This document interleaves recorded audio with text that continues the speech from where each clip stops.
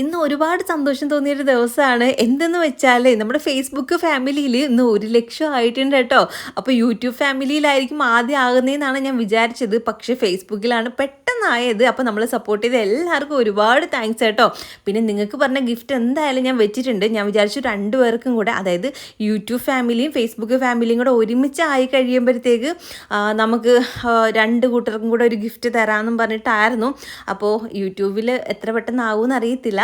നമ്മളെ സപ്പോർട്ട് ചെയ്യുന്നവർ നമ്മുടെ ചാനലും കൂടെ സബ്സ്ക്രൈബ് ചെയ്തിട്ട് ഒന്ന് സപ്പോർട്ട് ചെയ്യാൻ നോക്കുക. അപ്പോഴത്തേക്ക് അതിലും പെട്ടെന്നാവുകയാണെങ്കിൽ ഗിഫ്റ്റും നിങ്ങൾക്ക് പെട്ടെന്ന് കിട്ടുന്നതായിരിക്കും. അപ്പോൾ സപ്പോർട്ട് ചെയ്യുക, അത്രേ എനിക്ക് പറയാനുള്ളൂ. അപ്പോൾ ഇതാ ഞങ്ങളൊന്ന് പുറത്ത് പോയിട്ട് വന്നിട്ടുണ്ടായിരുന്നേ, അതായത് ലാബിലൊക്കെ പോയിട്ട് വന്നതാ. പിന്നെ നമ്മൾ ചിക്കനൊക്കെ വാങ്ങിച്ചിട്ട് വന്നു. പിന്നെ ഇന്നൊരു റെസിപ്പി വീഡിയോ ഫസ്റ്റ് കാണാം കേട്ടോ. അതായത് ചക്കക്കുരുവും മാങ്ങയും കൂടി ഇട്ട് ഒരു ഉടച്ച കറിയാണ്, അമ്മയുടെ സ്പെഷ്യലാണ് കേട്ടോ. അപ്പോൾ ഇതാ മാങ്ങ കുറച്ച് കട്ട് ചെയ്തെടുക്കുന്നുണ്ട്, പിന്നെ കുറച്ച് ചക്കക്കുരു കുക്കറിനകത്ത് ഇട്ടിട്ടൊന്ന് അടിച്ചെടുക്കുമ്പോഴത്തേക്ക് പെട്ടെന്നാവുമല്ലോ. അതുകൊണ്ട് അതിനകത്ത് ഇതാ ചക്കക്കുരു മാങ്ങയും കൂടി ഇട്ട് വെള്ളം ഒഴിച്ച് ഉപ്പും മഞ്ഞപ്പൊടിയും കൂടെ ആവശ്യത്തിന് ഇട്ട് ഒന്ന് അടച്ച് വെച്ചിട്ട് 1-2 വിസിൽ അടിച്ചെടുക്കുമ്പോഴത്തേക്ക് നമ്മുടെ ചക്കക്കുരുവൊക്കെ വെന്ത് കിട്ടും. അപ്പോൾ അതൊന്ന് അടുപ്പത്താക്കിയിട്ടുണ്ട്. അത് വെന്ത് കിട്ടുന്ന സമയം കൊണ്ട് ഇതാ നമുക്ക് നരപ്പ് റെഡിയാക്കി എടുക്കാം. അതുകൊണ്ട് ആവശ്യത്തിന് കുറച്ച് തേങ്ങയും പിന്നെ 3-4 അല്ലി വെളുത്തുള്ളി, 2-3 അല്ലി നമ്മുടെ കുഞ്ഞുള്ളി, മഞ്ഞപ്പൊടി, മുളക് പൊടി, പിന്നെ കുറച്ച് ജീരകം കൂടെ ചേർത്തിട്ട് നന്നായിട്ടൊന്ന് ചതച്ചെടുത്താൽ മതി. അരയ്ക്കേണ്ട ആവശ്യമില്ല കേട്ടോ. ഒരുപാട് അങ്ങ് അരഞ്ഞു പോകേണ്ട ആവശ്യമില്ല. നമ്മൾ ഈ ഒരു അവിയലിനൊക്കെ എടുക്കുന്ന ഒരു പരുവില്ലേ, അതിൻ്റെ ഇടയ്ക്ക് നിൽക്കുന്ന ആ ഒരു രീതിയിലാക്കി എടുക്കാം.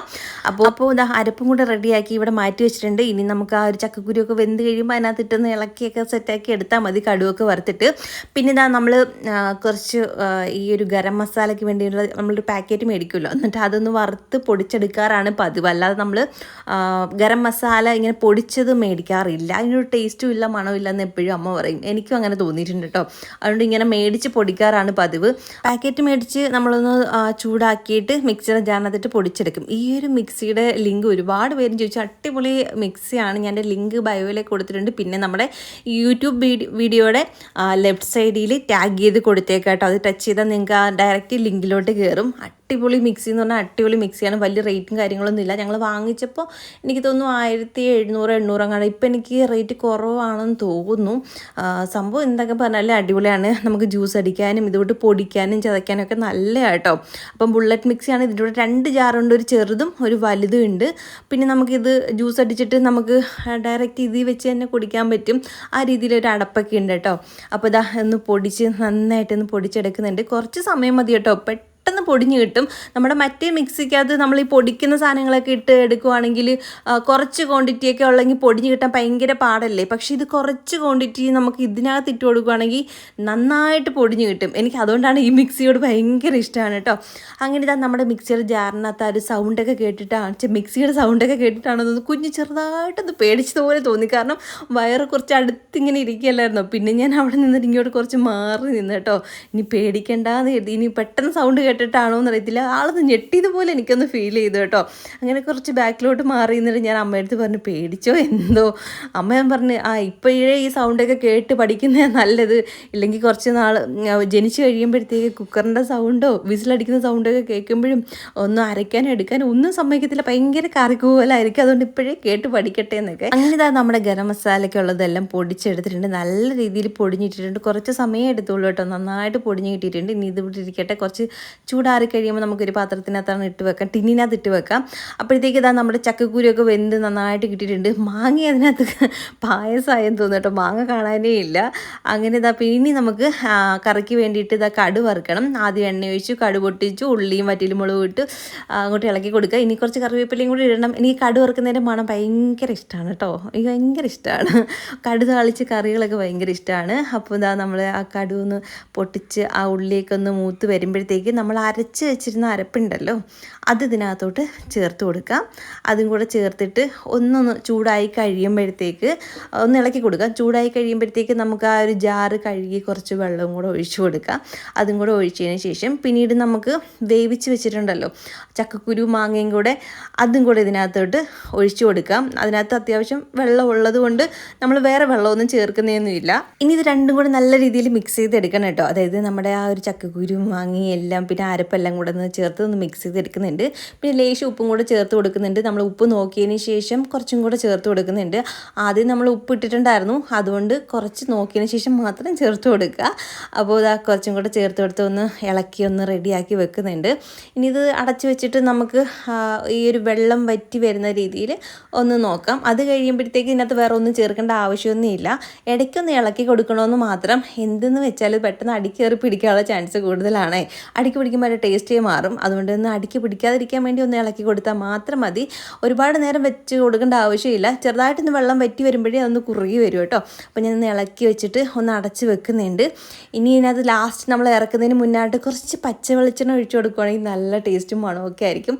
ഞാൻ അങ്ങനെ സ്ഥിരം മിക്ക കറികൾക്കും അങ്ങനെ ചേർക്കാറുണ്ട്. എനിക്ക് ഭയങ്കര ഇഷ്ടമാണ് കേട്ടോ. അങ്ങനെ അത് വെച്ചുകൊണ്ടിരുന്നപ്പോഴത്തേക്ക് കുഞ്ഞിനെ എന്നെ വീണ്ടും ലാബിൽ പോകാൻ വിളിച്ചു. ഇത് തന്നെ ഒരു മെനക്കെട്ട പരിപാടി. എല്ലാ ആഴ്ചയിലും ഈ ലാബിൽ പോക്ക്, രാവിലെ പോകണം, പിന്നെ അത് കഴിഞ്ഞ് ഫുഡ് കഴിച്ച് 2 മണിക്കൂർ കഴിഞ്ഞ് പിന്നെയും പോകണം. ഇത് ഭയങ്കര ഒരു ബുദ്ധിമുട്ട് തന്നെ. എനിക്ക് എല്ലാ ആഴ്ച ഇങ്ങനെ പോയി എനിക്കിപ്പം വയ്യ. എൻ്റെ 2 കയ്യിലും മാറി മാറി കുത്തി. ഒരു കയ്യിലിപ്പം ബ്ലഡ് എടുക്കാൻ നോക്കിയാൽ അതിൽ നിന്ന് ബ്ലഡ് വരത്തില്ല, ആ നരമ്പ് ചുരുങ്ങിപ്പോയി എന്നൊക്കെയാണ് കുട്ടികൾ പറയുന്നത്. എനിക്കറിയത്തില്ല കേട്ടോ, എന്തിനി കുത്തി ഇതിങ്ങനെ ആയതാണോ എന്തായാലും ഇനിയിപ്പോൾ കുറച്ച് നാളും കൂടെ ഈ ഒരു ഷുഗർ ടെസ്റ്റ് എന്തായാലും ഡെലിവറി വരെ നടക്കണമല്ലോ. അങ്ങനെ ഇന്ന് കുഞ്ഞിനും കൂടെ ഷുഗറും കൊളസ്ട്രോളും ഒക്കെ ഒന്ന് ടെസ്റ്റ് ചെയ്യാൻ വേണ്ടിയിട്ട് വന്നിട്ടുണ്ടായിരുന്നേ. ഇല്ലെങ്കിൽ കുഞ്ഞൻ പുറത്ത് നിൽക്കും, ഞാൻ കയറി ടെസ്റ്റിന് കൊടുത്തതിന് ശേഷം ഞാനങ്ങ് പോകാറാണ് പതിവ്. ഇന്ന് ആൾക്ക് ഒന്ന് ഷുഗറും കൊളസ്ട്രോളും കുറേ നാളായി ഇപ്പം നോക്കിയിട്ട്. ഇടയ്ക്ക് വെച്ച് ഇങ്ങനെ നോക്കുമായിരുന്നു. ഇപ്പോൾ ഒത്തിരി നാളായതുകൊണ്ട് ഒന്ന് നോക്കാമെന്ന് എഴുതി. അങ്ങനെ ഞങ്ങൾ നേരെ പിന്നെ വീട്ടിൽ വന്നു. ഇടയ്ക്കിടയ്ക്ക് മഴ പെയ്യുന്നത് കൊണ്ട് കുടയൊക്കെ കൊണ്ടാണ് പോയത്. ഇനി വഴിക്കങ്ങണം വെച്ചിട്ട് പിന്നെയും മഴ പെയ്ത് ഇറങ്ങുന്ന സമയത്ത് ഭയങ്കര ബുദ്ധിമുട്ടാവുമല്ലോ. അങ്ങനെ വീട്ടിൽ വന്ന് കയറിയപ്പോഴത്തേക്ക് അടുക്കളയിൽ നല്ല മണം വരുന്നുണ്ട്. അങ്ങനെ എന്താണെന്ന് അറിയാൻ വേണ്ടി ഞാൻ പോയി നോക്കിയതാണ്. അപ്പോൾ നമ്മുടെ ചിക്കൻ കിടന്ന് മൊരിയുന്നതിൻ്റെ മണമാണ് കേട്ടോ. അപ്പോൾ ഇന്ന് ചിക്കൻ ഫ്രൈ വെക്കാമെന്ന് എഴുതി.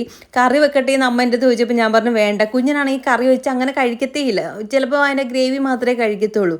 ചിക്കൻ ഫ്രൈ ആണെങ്കിൽ പിന്നെയും കഴിക്കുമല്ലോ. അതുകൊണ്ട് നമ്മളിന്ന് മറ്റേ ചക്കക്കുരുവും മാങ്ങയും കൂടെ എരിശോരിയും പിന്നെ ചിക്കൻ ഫ്രൈയും പിന്നെ എന്തെങ്കിലും ഒഴിക്കാനൊരു കറിയും കൂടെ വെക്കാമെന്നും പറഞ്ഞിട്ടായിരുന്നു. സിമ്പിളായിട്ട് മതിയമ്മ, വലിയ ഗ്രാൻഡായിട്ടൊക്കെ ഒന്നും ആക്കണ്ടെന്ന് ഞാൻ പറഞ്ഞായിരുന്നു. അങ്ങനെ പിന്നെ എനിക്കാണെങ്കിൽ വിശന്നിട്ട് വയ്യായിരുന്നു കേട്ടോ. പോയിട്ട് വന്നപ്പോഴത്തേക്ക് ഞാൻ പിന്നെ അമ്മ എടുത്ത് പറഞ്ഞാൽ എനിക്ക് വിശക്കുന്നു. അന്നേരം അമ്മ പറഞ്ഞത് എല്ലാം ആയല്ലോ, ഇനി നമുക്ക് ഇന്ന് ചോറ് കഴിക്കാതെ. ഇന്ന് മറ്റേ വലിയ അരിയിട്ടാണ് ചോറ് വെച്ചത്. എനിക്ക് ഭയങ്കര ഇഷ്ടമാണ് ഈ ഒരു ചോറ്, അതായത് കുറച്ച് വലിയ അരി. മറ്റേ ഇവിടെ ആണെങ്കിൽ പൊന്നിയരിയാണല്ലോ മേടിക്കുന്നത്. പെട്ടെന്ന് വേവാൻ വേണ്ടിയിട്ട് നമ്മൾ പൊന്നിയരി മേടിക്കുമ്പോഴത്തേക്ക് അതൊരു 10 മിനിറ്റ് കൊണ്ടാകും. ഇതാണെങ്കിൽ കുറേ ടൈം എടുക്കുമല്ലോ. അതുകൊണ്ട് പിന്നെ ഇതങ്ങനെ മേടിക്കാറേ ഇല്ല.